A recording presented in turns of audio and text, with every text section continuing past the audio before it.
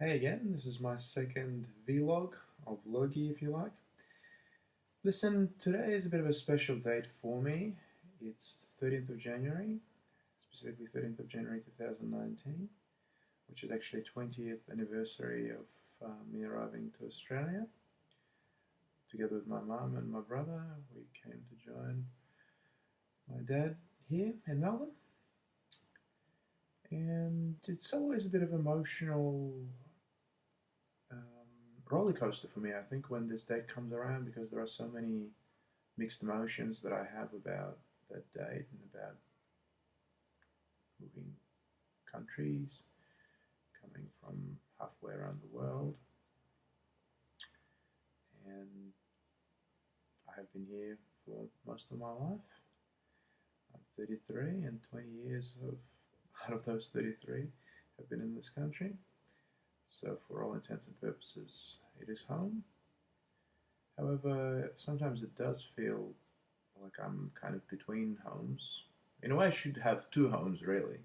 I should feel comfortable with the country I came from, which is Russia, and I should feel comfortable to the country that I came, which is Australia, where I live and have a career and a family and everything else.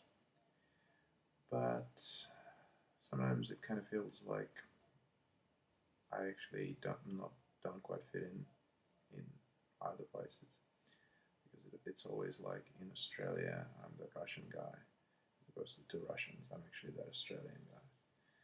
So it's kind of being alien to everyone. Yeah, it's a pretty shitty feeling sometimes. Um, it's hard. I've had a rough move when we first came. When I started high school, one of the first things I was told was, "You're a fucking Russian cunt." I didn't know what cunt meant, so I had to look it up in the dictionary. And then I was like, "Oh, is that what I am? Well, that's fucking interesting." Fuck, I didn't know beforehand. Everyone knows fuck.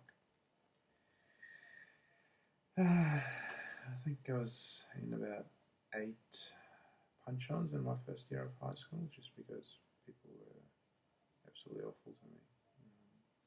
Just for no reason at all. Strange name, strange accent, God knows whatever else. And I tried to fit in, if that makes sense, by just sort of testing out this group and testing out that group and not really truly kind of sitting. Anyway, I did find friends eventually, and some of those friends I still keep in touch with to this day. But it was a tough adjustment, and even a subsequent year after that, like despite me fighting back and um, establishing that I'm sort of not a road to walk on, there were still people trying to give me a hard time.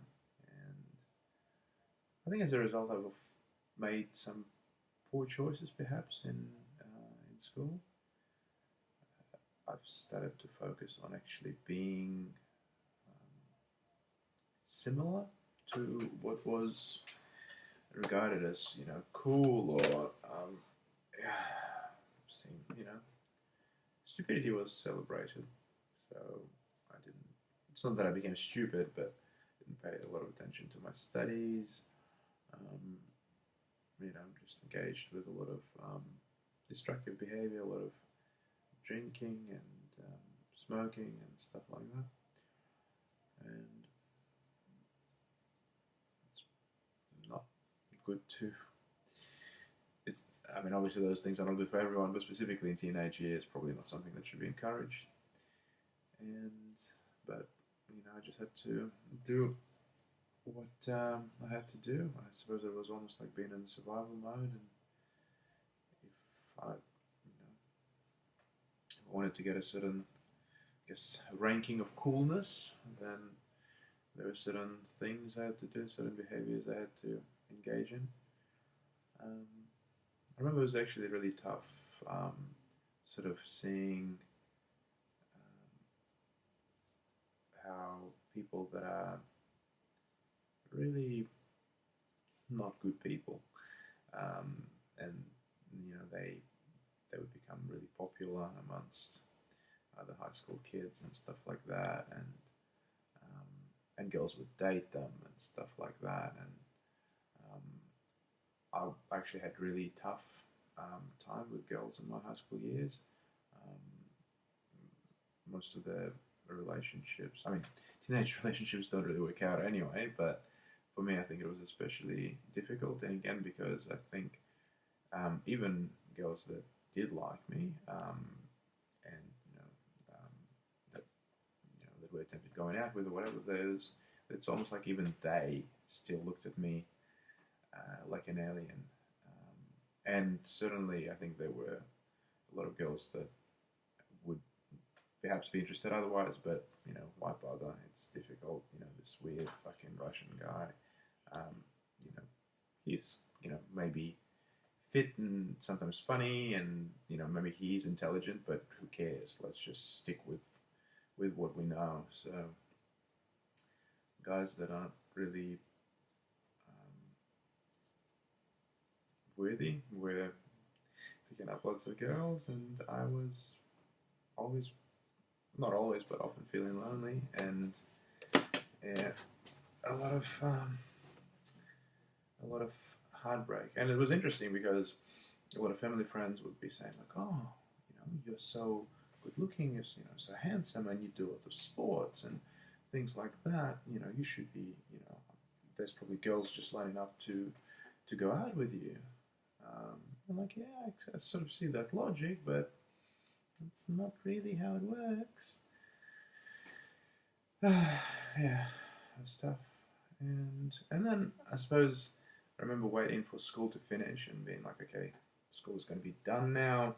All this racism and all that bullshit, that's all going to be in the past. And that still hasn't really worked out.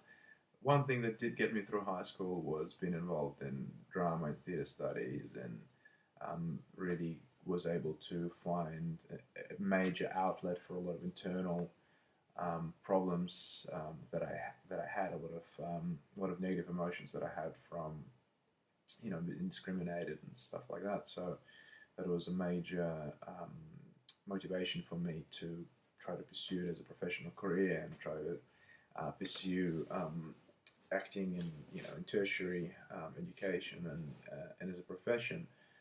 And it was, I guess, a massive letdown to be going to so many auditions and being told, "Oh, your audition was excellent. You're such a great actor, but you're a bit Slavic, or you're a bit Eastern European, or you're a bit this, or you're a bit that." So it wasn't about me being having less skill, less talent than someone else.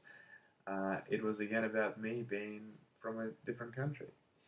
And then it was really interesting too, because after a while it became that the longer I spent in Australia, and the more I did, like almost like a bulldog, I still pursued this acting thing despite having rejection after rejection after rejection, and I still started to get a lot of experience in one way or the other, and so my voice started to change, and I sort of learned different accents and whatever. And so then it ended up being that when I'd go to audition for an Australian part, I'd still be told, "Oh, well, you're still not quite Australian."